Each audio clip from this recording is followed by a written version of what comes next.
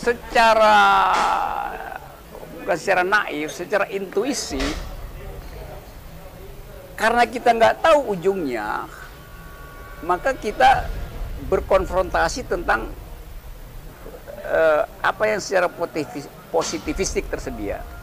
Kita lalu masukkan teori konspirasi itu, bahwa itu ditanam di dalam bunker-bunker di Cina, tapi kemudian bocor dari laboratorium segala macam itu. Ya oke, kita taruh aja di situ semua problem itu tuh. Lalu kita bikin rekayasa di pikiran bahwa justru dengan COVID ini bisa menghasilkan ulang the new kind of humanity gitu. Jadi keakraban bisa ditimbulkan dari dalam keluarga tuh. Oke. Tapi selalu ada paradoks. Kalau dibilang misalnya cukup tinggal di rumah, intensifkan relasi antar keluarga. Kita lupa juga bahwa manusia itu adalah social animal. Dia perlu bergaul dengan orang lain. Kalau dia nggak bergaul, dia stres. Kalau dia stres, imunitasnya turun. Jadi logikanya kalau Anda tinggal di rumah, imunitas Anda juga turun. Maka potensi kena COVID lagi kan. Kan itu dialektiknya begitu kan. Kan dipamerkan ya supaya Anda bisa imunitasnya naik, bergembiralah. Ya Anda di rumah 24 jam nggak mungkin bergembira tuh. Justru stres itu. Jadi selalu ada paradoks dalam keadaan semacam itu.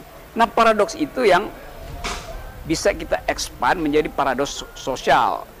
Kemarahan publik, Amerika udah terjadi sebetulnya paradoks itu. Dan orang ya udah menganggap pemerintah ini mengekang kebebasan kami. Lalu pemerintah bilang ini demi kesehatan. Argumen baliknya benar. Tidak mungkin kita sehat kalau kita tidak bersosialisasi itu. Karena sosialisasi itulah hakikat dari kesosialan manusia itu. Lockdown artinya menurunkan imunitas. Karena tidak ada kebahagiaan. Apalagi millennials yang menganggap bahwa habitatnya itu bukan rumah tuh. Tetapi komunitas itu kan, itu soalnya. Karena itu saya seringkali harus hati-hati menerangkan itu. Untung aja belum terbaca jalan pikiran seperti saya terangkan tadi kan. Kalau enggak nanti semua kata Pak Rocky itu kesosialan manusia mendahului lockdown. Karena itu silahkan bergerombol tuh. Bukan itu maksudnya, tapi saya mau terangkan paradoksnya selalu begitu. Setiap kebijakan ada paradoksnya itu. Nah, kita nggak punya peralatan untuk uji itu karena kuesera-sera the future's not ours to see. Di Selandia Baru Bang itu agak beda. Jadi kemarin saya sempat ikut Vicon ya, webinar gitu. Jadi dia bilang di sana tuh kampanyenya bukan stay at home, tapi safe at home. Jadi aman di rumah lah, dalam arti tadi dia bisa berbahagialah di rumah. Jadi pesan publiknya aja udah beda gitu ya. Kalau kita stay at home ya udah kamu diem aja di rumah gitu kan. Kalau di sana kayak kesana udah kamu aman di rumah, kita sediakan apa yang dibutuhkan buat mungkin.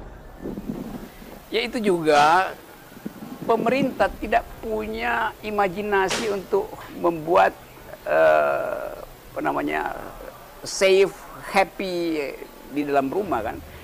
Karena anak-anak itu disuruh untuk belajar online dengan kurikulum yang baku. Saya berkali-kali saya usulkan pada pemerintah. Coba lakukan atau ambil satu modus belajar yang out of the box. Misalnya, aku ini binatang jalang. Di-WA-kan ke seluruh murid. Terus minta apa yang bisa kalian terangkan dengan puisi Chairil Anwar itu. Si anak akan tunjukkan pada si ibu, maka ibu bergembira karena ibu pernah jadi penyair. Maka dia akan terangkan bahwa itu saya pernah begitu nak. Ibu itu ekspresikan, jadi bahagia. Jadi ada percakapan pedagogis dalam keadaan COVID. Ibu itu malas untuk nerangin karena si ibu mesti terangin matematik. Si anak juga malas untuk minta keterangan ibu karena ibunya marah-marah.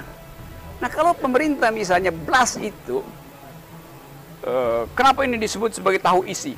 Terjadi percakapan di dapur. Maka si ibu akan bilang, begini loh nak cara bikin tahu isi ini. Jadi ada keakraban baru karena ada inovasi dari pikiran pemerintah. Itu kalau pemerintahnya ikut kuliah semacam ini itu. Jadi dibutuhkan itu sebetulnya. Kan akhirnya orang marah-marah tuh. Ya pemerintah yang salah. Ngapain kasih kurikulum yang membuat orang bosan itu? Atau film pendek, terus didiskusikan di rumah. Jadi ibu dan anak itu berinteraksi terhadap minat baru. Nanti akan ada kirim satu anak UI atau anak Telkomsel itu buat terangin apa fungsi dari film itu di dalam membayangkan milenial ke depan. Maka terjadi percakapan. Itu maksudnya sebetulnya. Ini cuma stay at home. Terus terus ini kurikulum. Nanti pagi-pagi udah siap pakai apa namanya? dasi. Ngapain itu? Biar aja anak pakai celana kolor terus belajar begituan. Untuk apa sebetulnya kan? Jadi kacau cara pemerintah menangani itu. Dibikin stres anak-anak itu, maka dia lebih mudah kena COVID. Jadi COVID sebetulnya disebabkan oleh government yang stupid. Quotes lah gitu.